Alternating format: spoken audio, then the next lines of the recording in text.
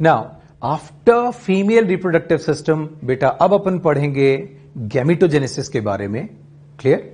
Gamete की बात करोगे, the process of formation of gamete is termed as gametogenesis. अगर स्पर्म बन रहा है तो स्पर्मेटोजेनेसिस, और ओवा बन रहा है तो बोलेंगे oogenesis। Is this clear? Now तो ये मैंने बोला गैमिटोजेनेसिस। स्पर्म बनाएंगे तो स्पर्मेटोजेनेसिस, और ओवा बनाएंगे तो क्या बोलेंगे? oogenesis। क्लियर? नाउ देखो, When we are talking about gametogenesis, यहां 3 फेज में इसे डिवाइड किया है।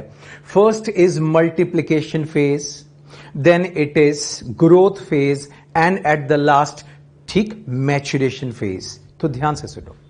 पहला मैंने बताया मल्टीप्लीकेशन फेज, ठीक। इसके अंदर क्या होगा? Cells will increase in number. इसका मतलब सेल्स डिवाइड करते जाएंगे और इनका नंबर क्या होगा? इंक्रीज होता जाएगा। सेल्स डिवाइड करते जाएंगे और कॉन्स्टेंटली इनका नंबर बढ़ता जाएगा। तो वो कौन सा डिवीजन होगा? That means mitotic division, because in this phase you will find increase in the number of cells. Clear? Now next, दूसरा आपको बताया था, that is growth phase. Clear? इसके अंदर सेल की साइज इंक्रीज होती है, तो increase in the size, that is enlargement. And the last phase is maturation phase. Clear? इसमें सेल की बात करोगे, सेल अंडरगोज मियोसिस, जिसकी वजह से ये डिप्लॉइड सेल से क्या बनेंगे? अब हैप्लॉइड सेल्स। क्लियर? ना तो मैच्योरेशन फेज में मैंने बोला मियोसिस होगा। इसका मतलब cells they enter into meiotic division and they complete meiotic division. Clear? तो ये 3 स्टेप्स अपन ने देखे गैमेटोजेनेसिस के। क्लियर? नाउ अब देखो, एक पॉइंट मैं आपको एक्सप्लेन करता हूं। डिटेल्स तो इसकी सब कहां पर आएंगी? एम्ब्रियोलॉजी के अंदर। But try to understand, but यहां रटना नहीं है, कुछ याद नहीं करना। जब ये चीज जहां पर आएगी रिलेवेंट, वहीं मैं बताऊंगा। ठीक? Just try to understand. Look, this is foetus. ठीक? फीटस के आसपास जो कोई भी लेयर्स दिख रही हैं, इन सबको बोलते हैं extra embryonic membrane. Clear? Now एक एक्स्ट्रा एम्ब्रियोनिक मेम्ब्रेन है जिसको बोलते हैं यॉक सैक। यॉक सैक की बात करोगे, इसके अंदर सेल्स यहां मैं बता रहा हूं, इन सेल्स को बोलते हैं प्राइमोर्डियल जर्म सेल्स। क्या बोलेंगे इनको? पीजीसी। और फुल फॉर्म की बात करूं तो बोलेंगे प्राइमोर्डियल जर्म सेल्स। अब देखो, primordial germ cells yolk sac से माइग्रेट करके कहां चले जाएंगे? गोनैड्स में। कहां चले जाएंगे? गोनैड्स में। क्लियर? मेल, अगर मेल फीटस है तो टेस्टिस में चले जाएंगे, और फीमेल फीटस है तो ये ओवेरी में जाकर सेटल हो जाएंगे। Is this clear? Done? Now ये सारा फेज कहां पर हो रहा है? Intra uterine life. जब फीटस मदर की यूट्रस में होता है, उस पूरे 9 महीने के ड्यूरेशन को बोलते हैं इंट्रा यूटराइन लाइफ। तो देखो, प्राइमोर्डियल जर्म सेल्स जो यॉक सैक में हैं, वो फाइनली माइग्रेट करके कहां चले गए? गोनैड्स। मेल में तो टेस्टिस में चले जाएंगे, और अगर ये फीमेल फीटस होगा तो ये पीजीसी कहां चले जाएंगे? ओवेरी के अंदर। तो यहां तक उम्मीद करता हूं बात क्लियर है। नाउ अब देखो, तो पीजीसी जाकर गोनैड में सेटल हुए हैं, तो मुझे बताइए, प्राइमोर्डियल जर्म सेल्स का ओरिजिन गोनेडियल है कि एक्स्ट्रा गोनेडियल? इनका ओरिजिन एक्स्ट्रा गोनेडियल है, क्योंकि ये हैं कहां? यॉक सैक में। क्लियर? और जाकर कहां सेटल हुए? गोनैड्स में। ठीक? नाउ तो इस आउटलाइन को एक बार यहां बताता हूं। मैंने बोला yolk sac. Clear? Yolk sac की एक्स्ट्रा एम्ब्रियोनिक मीजोडर्म से कौन बनेंगे? पीजीसी। तो पहले एक बार फिर मैं आपको बोलूं, मैंने आपको कई बार बोला है, पहले भी बोला है, फिर भी बोल रहा हूं, कुछ टर्म्स जो आपके लिए फर्स्ट टाइम हो, उनको आप मेरे साथ और मेरे पीछे भी बोलें। Is this clear? नाउ तो पीजीसी का full form primordial germ cells है। यहां मैंने आपको बताया it originates from extra embryonic mesoderm of yolk sac.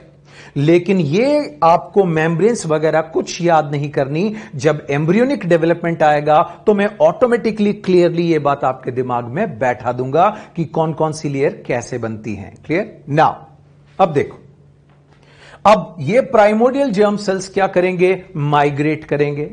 ठीक, मेल के अंदर प्राइमोर्डियल जर्म सेल्स माइग्रेट करके कहां चले जाएंगे? टेस्टिस के अंदर। क्लियर? और फीमेल की बात करोगे, इनके अंदर प्राइमोर्डियल जर्म सेल्स माइग्रेट करके कहां चले जाएंगे? ओवेरी में। नाउ मेल के अंदर पीजीसी जब ये टेस्टिस में एंटर कर गए, अब यहां पर आपको केवल एक ही टर्म याद रखनी है, स्पर्मेटोगोनिया। क्लियर? स्पर्मेटोगोनिया डिवाइड करेगा और फाइनली इससे क्या बनेगा? स्पर्म। तो स्पर्मेटोगोनिया से जब स्पर्म बनता है, इस प्रोसेस को बोलते हैं बेटा स्पर्मेटोजेनेसिस। इस प्रोसेस को क्या बोलेंगे? स्पर्मेटोजेनेसिस। नाउ दूसरी बात, जब ऊगोनिया से ओवम बनता है तो इस प्रोसेस को आप बोलते हो ऊजेनेसिस। नाउ तो ध्यान दो, जब प्राइमोर्डियल जर्म सेल्स टेस्टिस में सेटल हो गए, तब उसके बाद अब आपको पीजीसी टर्म यूज नहीं करनी, केवल क्या यूज करना है? स्पर्मेटोगोनिया। और फीमेल के अंदर पीजीसी कहां चले गए? ओवरी में। क्लियर? उसके बाद अब आपको टर्म केवल क्या यूज करनी है? Oogonia. So ovum is produced from oogonia and sperm are produced from spermatogonia. Clear? बहुत टाइम पहले एक क्वेश्चन आया था, करीब 15 साल पहले, तो sperm is produced from spermatogonia या प्राइमोर्डियल जर्म सेल्स। तो आंसर क्या दिया था? प्राइमोर्डियल जर्म सेल्स, क्योंकि फाइनली ये सेटल होने के बाद ये डिवाइड करेंगे, उन्हीं के बाद इनको क्या बोलोगे? स्पर्मेटोगोनिया। लेकिन आपको कोई टर्म्स की बात नहीं करनी, बस आपके दिमाग में स्पर्मेटोगोनिया और ऊगोनिया पता होना चाहिए। Is this clear? नाउ अब first let's talk about the detail of spermatogenesis. Now let's talk about spermatogenesis. Look, spermatogenesis जैसे आपको पता है कहां होगा? टेस्टिस में। क्लियर? टेस्टिस में कहां? तो सेमिनिफेरस ट्यूब्यूल में। और सेमिनिफेरस ट्यूब्यूल में दो तरह के सेल्स मैंने आपको बताए थे, एक स्पर्मेटोगोनिया बताया था और एक बताया था सर्टोली सेल्स। क्लियर? नाउ अगर सेमिनिफेरस ट्यूब्यूल के सेक्शन को देखें तो ये सेल्स क्या हैं? स्पर्मेटोगोनिया। और ये कौन से सेल्स हैं? Sertoli cells. नाउ स्पर्मेटोगोनिया की बात करोगे, they will keep on dividing and dividing. Now दो तरह के स्पर्मेटोगोनिया है, एक ए टाइप ऑफ स्पर्मेटोगोनिया और एक B type of spermatogonia. Clear? A type of spermatogonia वो स्पर्मेटोगोनिया है जो कॉन्स्टेंटली डिवाइड करते रहते हैं। क्लियर? लेकिन जो बी टाइप ऑफ स्पर्मेटोगोनिया है वो आगे डिवाइड नहीं करते, और यही B type of spermatogonia they finally get converted into spermatozoa. Clear? Now तो A type will divide to form A type as well as B type. अब ध्यान दो बी टाइप पर। बी टाइप की बात करोगे, ये साइज में थोड़ा इंक्रीज हो जाता है, इसको बोलते हैं प्राइमरी स्पर्मेटोसाइट। अब प्राइमरी स्पर्मेटोसाइट में मियोसिस 1 होगा तो बोलोगे सेकेंडरी स्पर्मेटोसाइट। अब सेकेंडरी स्पर्मेटोसाइट में मियोसिस 2 होगा, क्या बनेंगे? स्पर्मेटिड। और फाइनली स्पर्मेटिड किस में कन्वर्ट हो जाएगा? स्पर्मेटोजोआ में। तो एक बात डायग्राम में देखें, primary spermatocyte, secondary spermatocyte, spermatid और sperm, they all draw nutrition from Sertoli cells. But spermatogonia की बात करोगे, ये सर्टोली सेल्स से न्यूट्रिशन नहीं लेते, ये तो जो बाहर ब्लड कैपिलरीज हैं वहीं से न्यूट्रिशन डिफ्यूज होकर इनके पास आता है। क्लियर? नाउ अब देखो, स्पर्मेटोगोनिया, इसमें जब मियोसिस होगा तो फाइनली जो सेल बनेगा उसको बोलते हैं स्पर्मेटिड। क्लियर? नाउ तो ये स्पर्मेटोगोनिया था, इससे क्या बना? स्पर्मेटिड। स्पर्मेटोगोनिया तो क्या है बेटा? डिप्लॉइड है, और स्पर्मेटिड कैसा है बेटा? हैप्लॉइड। तो स्पर्मेटोगोनिया से स्पर्मेटिड बनने के प्रोसेस को आपने बोला स्पर्मेटोसाइटोजेनेसिस। इसको क्या बोला आपने? स्पर्मेटोसाइटोजेनेसिस, या बोला स्पर्मेटोसाइटोसिस। नाउ अब देखो, स्पर्मेटिड की बात करोगे, स्पर्मेटिड को तो मोटाइल सेल में कन्वर्ट होना है। Is this clear? तो अब स्पर्मेटिड से क्या बनेगा? स्पर्मेटोजोआ। तो यहां ना माइटोसिस होगा ना मियोसिस होगा, यह केवल क्या होगा? Differentiation. So the differentiation of spermatid into spermatozoa is termed as spermiogenesis. इसको क्या बोलते हैं? स्पर्मियोजेनेसिस, या इसी को बोलते हो आप स्पर्मेटिलियोसिस। क्लियर? स्पर्मियोजेनेसिस या स्पर्मेटिलियोसिस। क्लियर? मैंने आपसे पहले भी बोला था, कुछ टर्म्स आप मेरे साथ साथ बोलते चलें जिनसे आप फेमिलियर नहीं है। नाउ, स्पर्मेटोजोआ से स्पर्म बनने में करीब 64 टू 72 डेज का टाइम लगता है। क्लियर? तो ये स्पर्मेटोजेनेसिस की अपन ने बात की है। Now let's talk about a bit in detail. Look, यहां पर जो मैंने आपको एक्सप्लेन किया था वही चीज आपके सामने लेकर आया हूं। Look, spermatogonia A type will divide to form A type as well as B type. Clear? तो ये जो पूरा स्टेप आपको दिख रहा है बेटा, दिस इज मल्टीप्लीकेशन फेज। कौन सा फेज है ये? Multiplication phase.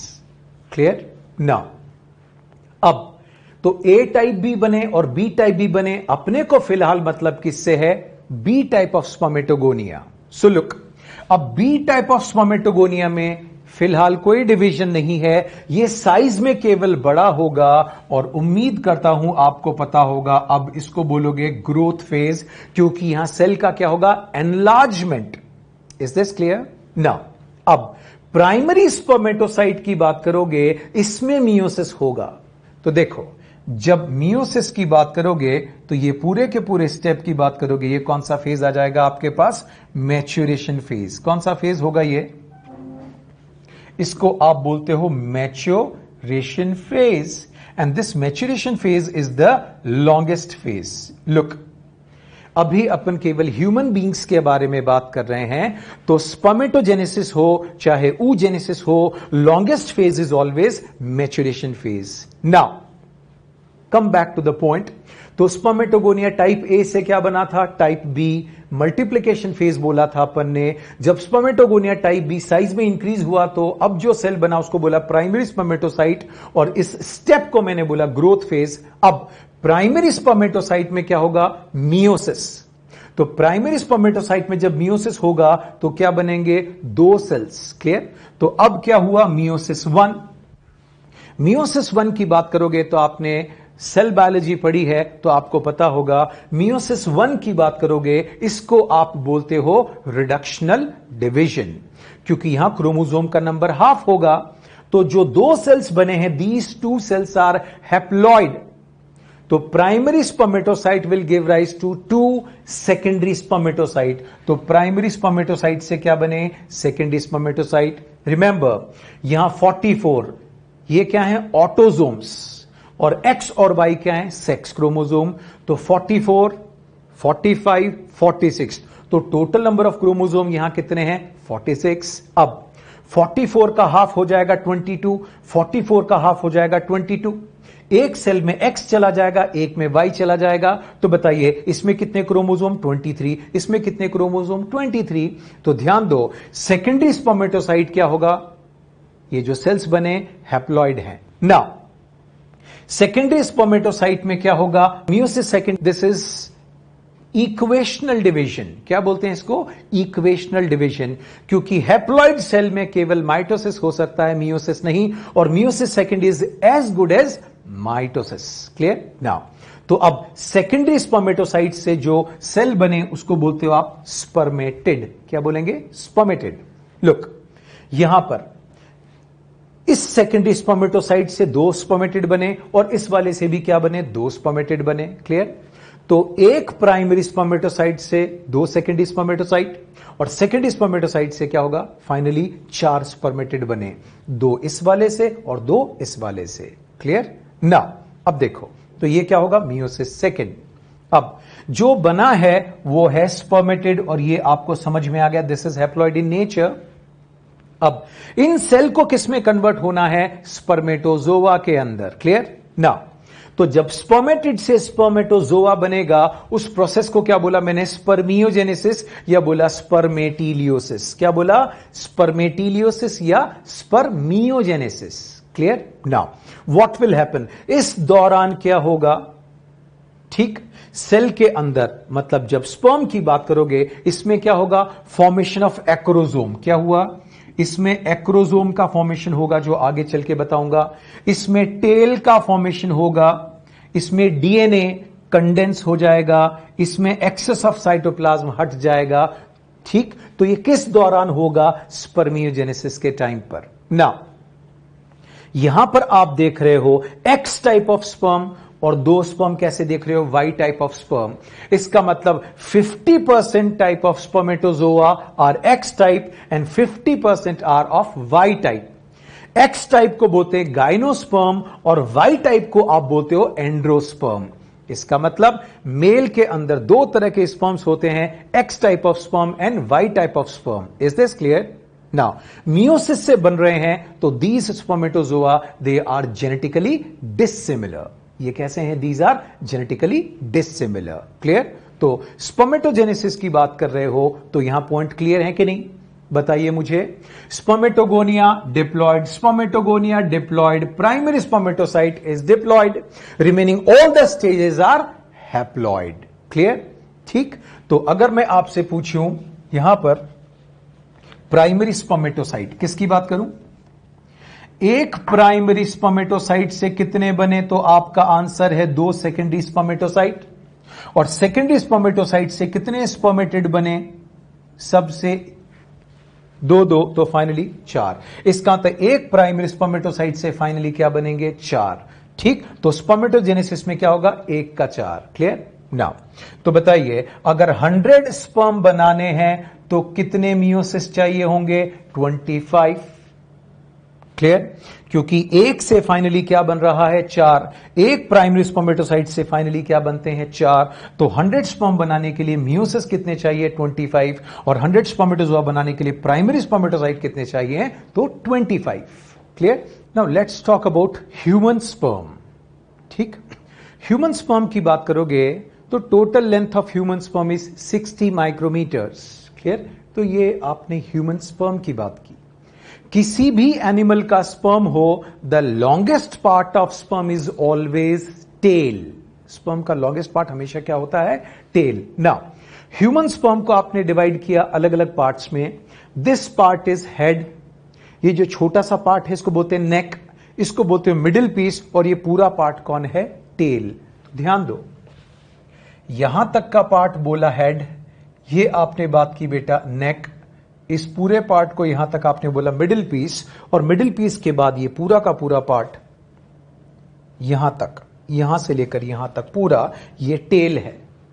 टेल को 2 पार्ट में डिवाइड किया। आगे वाला जो पार्ट है इसको बोलते हैं प्रॉक्सिमल पार्ट ऑफ टेल, और ये जो है इसको बोलते हैं आप डिस्टल पार्ट ऑफ टेल। ना नेक रीजन की बात करोगे तो ये अपन केवल ह्यूमन स्पर्म के अंदर ही नेक रीजन की बात करते हैं। ना let's talk about head. Head region की बात करोगे तो here you will find nucleus. क्या मिलेगा? न्यूक्लियस। और यहां क्या मिलेगा? एक्रोसोम। टिप पर आपको मिलेगा acrosome. In acrosome you will find different type of enzymes. Clear? oocyte egg को पेनिट्रेट करने के लिए जो किसका रिक्वायरमेंट होगा? एंजाइम्स का रिक्वायरमेंट होगा। वो सब कहां फिल्ड होते हैं? एक्रोसोम में। तो एक्रोसोम में जितने भी एंजाइम्स भरे हैं उन सबको कलेक्टिवली बोलते हैं स्पर्म लाइसिन। क्लियर? ना एक्रोसोम और ये ऊपर वाली मेम्ब्रेन दोनों को मिलाकर बोलते हैं गेलिया। क्या बोलते हैं? गेलिया कैपिटिस या गेलिया। क्लियर? नाउ अब देखो, न्यूक्लियस की जब बात करोगे तो ये प्रो न्यूक्लियाई है, इनएक्टिव फॉर्म के अंदर है। यहां जब आप डीएनए की बात करोगे और इसमें क्या मिलेगा? प्रोटा अमीन्स। तो यहां हिस्टोन नहीं है, क्या मिलेंगे? प्रोटा अमीन्स, ताकि इसकी बहुत ज्यादा स्ट्रॉन्ग कॉइलिंग हो। तो ये जो आपको डीएनए की बात करेंगे ये किस फॉर्म में मिलेगा? ये क्रोमेटिन आपको इनएक्टिव फॉर्म में। किस फॉर्म में मिलेगा? बहुत ज्यादा हाईली कॉइल्ड है, इनएक्टिव फॉर्म में। क्लियर? नाउ एक्रोसोम और न्यूक्लियस के बीच की ये जो जगह है इसको बोलते हैं परफोरेटियम। क्या बोलते हैं? परफोरेटियम। क्लियर? नाउ अब देखो, नेक रीजन को फोकस करेंगे तो नेक रीजन में आपको 2 सेंट्रियोल्स मिलेंगे। फर्स्ट इज प्रॉक्सिमल सेंट्रियोल और दूसरा आपको मिलेगा distal centriole. Now distal centriole की बात करोगे, इससे क्या निकलेगा? एक्सोनीमा, इसी को बोलते हो आप एक्सियल फिलामेंट। तो इससे क्या निकला? एक्सोनीमा। एक्सोनीमा को ही क्या बोलते हो? Axial filament. और यही क्या बनाता है? टेल। लुक, जब आपने सेल बायोलॉजी पढ़ी थी तो उसमें आपने पढ़ा था सीलिया और फ्लैजिला। जब इनके सेक्शन को कट करते हो तो इसमें माइक्रोट्यूब्यूल्स का अरेंजमेंट आपको क्या दिखता है? 9+2। तो जब आप एक्सोनीमा की बात करोगे तो इसका अरेंजमेंट कैसा होगा बेटा? 9+2। क्लियर? नाउ अब देखो, this एक्सोनीमा in middle piece is surrounded by 9 protein bundles. 1, 2, 3, 4, 5, 6, 7, 8, 9. तो इस एक्सोनीमा के आसपास आपको क्या मिलेंगे? 9 प्रोटीन बंडल्स। कितने? 9। क्लियर? तो 2, 3, ये 4 हो गया, 5, 6, 7, 8, 9। ये 9 प्रोटीन बंडल्स हैं। क्लियर? नाउ मिडिल पीस के अंदर माइटोकॉन्ड्रिया का जो अरेंजमेंट होगा वो कैसा होगा? Spiral. Clear? 1, 2, 3, 4, 5 like this. Clear? तो 1, 2, 3, 4, 5, 6 लाइक दिस। तो माइटोकॉन्ड्रिया का अरेंजमेंट कैसा नजर आएगा आपको? Spiral. So this is what? Mitochondria. They are arranged what? इस तरह से ये अरेंज्ड हैं। कौन? माइटोकॉन्ड्रिया। ठीक है? तो ये जो अरेंजमेंट ऑफ माइटोकॉन्ड्रिया सबसे पहले देखा था, ये निबर्नकर ने देखा था। और माइटोकॉन्ड्रिया के स्पाइरल अरेंजमेंट को आपने बोला निबर्नकर शीथ। क्या बोला इसे? Nebenkern sheath. Is this clear? Now remember, एक नॉन मोटाइल सेल मोटाइल के अंदर कन्वर्ट हो गया तो एक्सेस ऑफ साइटोप्लाज्म हटाना पड़ेगा कि नहीं? क्लियर? तो एक्सेस ऑफ साइटोप्लाज्म हट जाता है। इस एक्सेस ऑफ साइटोप्लाज्म का कौन खा जाएगा? इसका कौन फैगोसाइटोसिस करेगा? क्लियर? वो सर्टोली सेल्स। क्लियर? नाउ तो साइटोप्लाज्म का अमाउंट स्पर्म के अंदर कंपैरेटिवली कम होता है। जो रिक्वायरमेंट उसके मूवमेंट के लिए चाहिए, केवल वही चीजें जरूरी होती हैं। क्लियर? नाउ तो यहां मैंने बोला माइटोकॉन्ड्रिया, तो इसलिए मिडिल पीस को क्या बोलते हैं? Power house. क्लियर? या इसे आप बोलते हो एनर्जी चैम्बर। नाउ अब देखो, मिडिल पीस और टेल के जंक्शन पर एक और सेंट्रियोल मिलेगा। इसको बोलते हो आप रिंग सेंट्रियोल या एन्यूलस। क्या बोलेंगे इसको? रिंग सेंट्रियोल या एन्यूलस। क्लियर? नाउ अब देखो, प्रॉक्सिमल पार्ट ऑफ टेल के अंदर भी आपको क्या मिलेंगे? 2 protein bundles. Proximal part of tail के अंदर भी क्या मिलेंगे? 2 प्रोटीन बंडल्स। लेकिन डिस्टल पार्ट ऑफ टेल के अंदर आपको कोई प्रोटीन बंडल नहीं मिलता। क्लियर? अब एक पॉइंट मैं आपको बता रहा हूं, लेकिन उसका कोई रिक्वायरमेंट नहीं है। Look, if I cut middle piece, अगर मैं मिडिल पीस को कट करता हूं और ऐसे देखता हूं, ये मिडिल पीस ऑफ स्पर्म को कट किया और यहां से देखूं तो मुझे क्या दिखेगा? बीच में क्या नजर आएगा मुझे? एक्सोनीमा। और एक्सोनीमा का अरेंजमेंट कैसा होता है बेटा? माइक्रोट्यूब्यूल्स का इसमें 9+2 है। क्लियर? बीच में तो क्या है? एक्सोनीमा। और आसपास क्या नजर आएंगे मुझे? 9 प्रोटीन बंडल्स। तो एक्सोनीमा तो 9+2 है कि नहीं? ये जो 9 लिख रहा हूं ये प्रोटीन बंडल्स हैं। क्लियर? तो कभी कभी आप कुछ क्वेश्चन सॉल्व करते वक्त देखते हो मिडिल पीस में अरेंजमेंट कैसा होता है, तो 9 9+2। रिमेंबर, एक्सोनीमा तो 9+2 ही था, ये 9 तो केवल प्रोटीन बंडल्स हैं। ऐसे ही प्रॉक्सिमल पार्ट ऑफ टेल को कट करूं तो एक्सोनीमा दिखेगा और 2 प्रोटीन बंडल्स दिखेंगे। तो प्रॉक्सिमल पार्ट ऑफ टेल के अंदर भी एक्सोनीमा 9+2 ही रहेगा। ये जो 2 नजर आएंगे इसको बोलते हैं 2 9+2। This is the proximal part of tail. तो 9 9+2 और 2 9+2 ये मैं नहीं कह रहा कि आप इसे रटें। क्लियर? एक्स्ट्रा पॉइंट था जो मैंने आपको एक्सप्लेन किया ना। तो ये आपने बात की बेटा human sperm. Look, when we are talking about acrosome, तो acrosome is a lysosome और आपको पता होगा lysosome is formed by Golgi body. Clear? तो Golgi body ने क्या बनाया? acrosome को। acrosome के अंदर जो enzymes filled हैं, those are termed as sperm lysine. So all enzymes which are filled in acrosome, they are collectively termed as sperm lysine, and these sperm lysines are of hydrolytic nature. Now, sperm lysine में कौन कौन से enzyme? हाइल्यूरोनिडेज, corona penetrating enzyme जोनालाइसिन, जिसको आप क्या भी बोलते हो, एक्रोसिन। क्या बोलते हैं? Acrosin. Look, when egg is released from female ovary, ठीक, at that time it is surrounded by 2 layers. Clear? जब ओवरी से एग रिलीज होता है तो वो 2 लेयर से सराउंडेड होता है। ठीक, जो एग रिलीज हुआ उसको बोला आपने यहां सेकेंडरी oocyte। इसकी भी मैं आपको डिटेल्स बताऊंगा क्या है, बट फिलहाल अभी outline. Secondary oocyte is surrounded by a layer, as you can see, इसको बोलते हो zona pellucida. Zona pellucida is a jelly like, it is non cellular, या इसको बोलते हैं ए सेल्यूलर। ये जेली लाइक है, इसमें सेल्स नहीं होते, और ये बनी होती है ग्लाइकोप्रोटीन की। तो बताइए जोना पेलिसिडा किसकी बनी है? ग्लाइकोप्रोटीन की। दूसरी बात, कैसी है ये? Non cellular. ठीक, और नेचर क्या बोला आपने? जेली लाइक ना। जोना पेलिसिडा के ठीक बाहर आपको ये सेल्यूलर लेयर मिल रही है, इसको बोलते हो corona radiata. Hey guys, which is the cellular layer?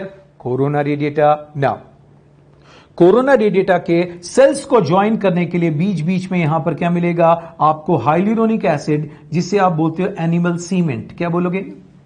ये आपको क्या मिला? Hyaluronic acid. क्लियर? जिसको आपने क्या बोला? Animal cement. ठीक है, और ये कैसा है? म्यूकोपॉलीसेक्राइड। इसको क्या बोलोगे आप? म्यूकोपॉलीसेक्राइड। इसका नेचर क्या है? ये हाइल्यूरोनिक एसिड तो मैंने आपको ऑलरेडी मेंशन कर ही दिया। ठीक है, this is what? Mucopolysaccharide. Clear? Now अब देखो, तो अपार्ट फ्रॉम दिस यहां तक क्लियर है। अब बताइए, हाइल्यूरोनिडेज हाइल्यूरोनिक एसिड को हटाएगा, कोरोना को पेनिट्रेट करने के लिए कोरोना पेनिट्रेटिंग एंजाइम, और जोना पेलिसिडा के लिए क्या है? जोनालाइसिन। तो अगर आपको पता है जब ओवरी से एग रिलीज होगा, this is surrounded bye 2 layers, एक जोना पेलिसिडा और एक कोरोना रेडिएटा, तो जोनालाइसिन भी याद करने की जरूरत नहीं, और कोरोना पेनिट्रेटिंग एंजाइम भी याद करने की जरूरत नहीं रहेगी। क्लियर? नाउ अब देखो, ये आपने देख ही लिया। ठीक है, नाउ दूसरा पॉइंट आपको बताता हूं। Look, When we are talking about mammals, लेकिन मैं स्पेसिफिकेशन हमेशा किसका दूं आपको? Human beings. लुक, यहां पर आप ध्यान दो, ह्यूमन बींग्स के अंदर केवल एक स्पर्म एंटर करेगा। In human beings only 1 sperm can enter inside the egg. This is termed as monospermy. इसको क्या बोलोगे आप? मोनोस्पर्मी। क्लियर? लेकिन जब एग में एक से ज्यादा स्पर्म एंटर कर जाते हैं उसको बोलते हैं पॉलीस्पर्मी।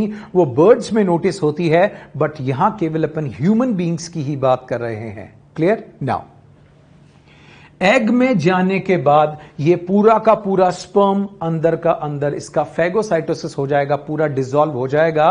केवल स्पर्म की 2 चीज बचेंगी, एक तो स्पर्म की बात करोगे इसका प्रोन्यूक्लियस, और एक बचेगा प्रॉक्सिमल सेंट्रियोल। क्लियर? तो आफ्टर पेनिट्रेशन, जब एग में पेनिट्रेट कर चुका, उसके बाद स्पर्म की केवल 2 चीज बची, जैसे मैंने आपको बोला था, इसका प्रोन्यूक्लियस और आपने बात की प्रॉक्सिमल सेंट्रियोल। लुक, न्यूक्लियस तो आगे जाकर फीमेल न्यूक्लियस के साथ फ्यूज होगा, और प्रॉक्सिमल सेंट्रियोल का काम होता है फर्टिलाइज्ड एग में क्लीवेज को इंड्यूस करवाना, क्लीवेज को स्टार्ट करवाना। क्लियर? ठीक, स्पर्म से रिलेटेड मैंने आपको टर्म्स बताई। स्पर्म के अंदर प्रॉक्सिमल सेंट्रियोल फर्टिलाइज्ड एग में क्लीवेज करवाएगा। डिस्टल सेंट्रियोल ये क्या बनवाता है? एक्सोनिमा या एक्सियल फिलामेंट या टेल। और एक मैंने बोला निबर्नकन शीथ की बात करोगे तो माइटोकॉन्ड्रिया के स्पाइरल अरेंजमेंट को क्या बोलते हो आप? निबर्नकन शीथ। नाउ अब मैं आपको हार्मोनल रेगुलेशन मैकेनिज्म बता देता हूं मेल के अंदर। ठीक है, now let's talk about male reproductive hormones. ठीक है, ये चीजें हार्मोन्स की बात करोगे तो रेगुलेट कैसे हो रहे हैं। ठीक, look, as you know hypothalamus से क्या रिलीज होता है? Releasing hormones. These releasing hormones they act on anterior pituitary. ठीक, अब हाइपोथैलेमस से अगर रिलीज हुआ है GnRH, that is gonadotropin hormone releasing hormone, तो इसका target organ, gonadotropin hormone releasing hormone का टारगेट ऑर्गन कौन है? ये ग्लैंड है, that is anterior pituitary. In response to GnRH, pituitary will release its own hormone जिसको बोलते हैं LH और FSH. ये है गोनेडोट्रोपिन्स. ध्यान दो बेटा, LH और FSH गोनेडोट्रोपिन्स हैं ना. These hormones will act on gonads. ये टेस्टिस पर काम करेंगे और टेस्टिस अब खुद के हार्मोन रिलीज करेगी. क्लियर? स्पेशली जो आपने एक नाम सुना है androgen. Is this clear? Now तो ध्यान दो, इस तरह से ये चीज रेगुलेट होती है. नाउ इसको बोलते हैं hypothalamo hypophyseal gonadial axis. Hypothalamo hypophyseal gonadial axis. Is this clear? तो हाइपोथैलेमस जानते हो, पिट्यूटरी का दूसरा नाम क्या होगा? हाइपोफाइसिस. इसलिए इसको बोलते हैं हाइपोफाइसियल गोनेडियल एक्सिस. ठीक है. Now let's talk about hypothalamus की बात करोगे, ये रिलीज करेगा GnRH. GnRH will act on anterior pituitary जिसको आप बोलते हो एडिनोहाइपोफाइसिस. और एडिनोहाइपोफाइसिस के हार्मोन कहां काम करेंगे? टेस्टिस पर. क्लियर? नाउ टेस्टिस के अंदर मैंने आपको बताया दो तरह के सेल्स बताए थे, लेडिग सेल्स और सर्टोली सेल्स. याद आई बात? Now so the LH and the FSH released by the anterior pituitary, ये किसके ऊपर एक्ट करेंगे? तो ध्यान दो, LH लेडिक सेल्स के ऊपर एक्ट करेगा.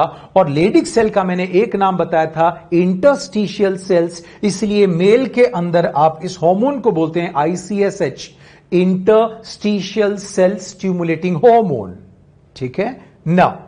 तो ICSH एक्ट करेगा लेडिक सेल्स के ऊपर. लेडिक सेल का स्टिमुलेशन ज्यादा होगा तो यह क्या प्रोड्यूस करेगा? टेस्टोस्टेरॉन.